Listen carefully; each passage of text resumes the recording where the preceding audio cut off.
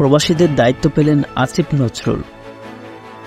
অন্তর্বর্তীকালীন সরকারের প্রধান উপদেষ্টার প্রেস সচিব শফিকুল আলম জানিয়েছেন যে সরকারের নতুন 4 উপদেষ্টার মধ্যে দপ্তর বণ্টন করেছে।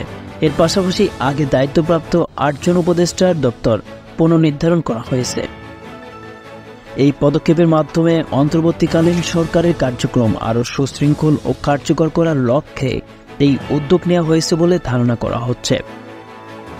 পুনর্নির্ধারণ দপ্তরগুলোর মধ্যে আসিফ নজরুলকে আইন, বিচার ও সংসদ বিষয়ক মন্ত্রণালয়ের পাশাপাশি নতুন করে প্রবাসী কল্যাণ ও বৈদেশিক কর্মসংস্থান মন্ত্রণালয় এবং সাংস্কৃতিক বিষয়ক মন্ত্রণালয়ের দায়িত্ব দেওয়া হয়েছে।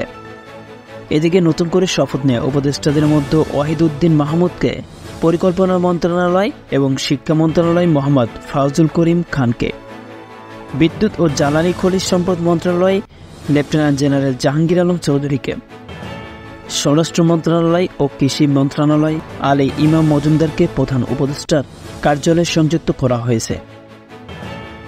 সংবাদের এ পর্যন্তই। পরবর্তী নিউজ আপডেট পেতে আমাদের সাথেই থাকুন। ধন্যবাদ।